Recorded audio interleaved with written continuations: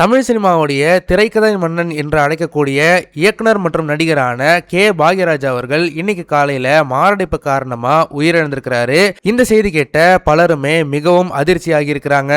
அவருக்கு வயசு 73 ஆகியிருக்கு. சென்னையில இருக்கிற அவரோட இல்லத்துல தூக்கத்திலேயே மாரடைப்பு ஏற்பட்டு அவர் உயிர் பறிஞ்சதா தகவல் வெளியாகி இருக்கு. இப்ப கொஞ்ச நாளைக்கு முன்னாடி தான் அவரோட குருநாதர் இயக்குனர் பாரதிராஜா அவர்கள் காலமானாரு. அந்த சோகம் மாறதுக்குள்ளேயே தமிழ் சினிமாவுடைய ஒரு மிக முக்கியமான இயக்குனர் இன்னைக்கு உயிரிழந்திருக்கிறாரு. 1953ஆம் ஆண்டு ஈரோடு மாவட்டத்தில் இருக்கிற கோபிச்செட்டிப்பாளையத்தில் பிறந்தவர் தான் இந்த கிருஷ்ணசாமி பாக்யராஜ். ஆரம்பத்துல சினிமா மேல இருந்த ஆர்வத்தால இயக்குனர் பாரதிராஜா அவர்கள்கிட்ட 16 வயதிலே கிழக்கே போகும் முறையில் போன்ற படங்கள்ல உதவி இயக்குனரா தன் சினிமா பயணத்தை ஆரம்பிச்சாரு. அதுக்கப்புறம் 1979ல சுவரில்லாத சித்திரங்கள் அப்படிங்கிற படம் மூலமா இயக்குனரா தமிழ் சினிமாவுக்கு அறிமுகமானாரு. முதல் படமே அவரோட தனித்துவமான முத்திரையை காட்டுச்சு. தொடர்ந்து அவர் இயக்கிய ஒரு கை ஓசை, மௌன கீதங்கள் படங்கள் எல்லாமே மக்கள் கிட்ட மிகப்பெரிய வரவேற்பை பெற்றுச்சு. பாக்யராஜ் அவர்களுடைய மிகப்பெரிய பலமே அவரோட திரைக்கதை தான். ரொம்ப சாதாரணமான அன்றாட வாழ்க்கையில் நடக்கிற விஷயங்களை வச்சு அதுல இயல்பான நகைச்சுவையையும் குடும்ப உணர்வுகளையும் சமூக கருத்துகளையும் கலந்து எப்படி சுவாரஸ்யமா படம் பண்ணலாம்னு தமிழ் சினிமாவுக்கு கத்துக் கொடுத்தவர் அவரு. அதனாலதான் அவரை இன்னைக்கும் திரைக்கதை மன்னன்னு கொண்டாடுறோம். அவர் இயக்குனரா மட்டும் இல்லாம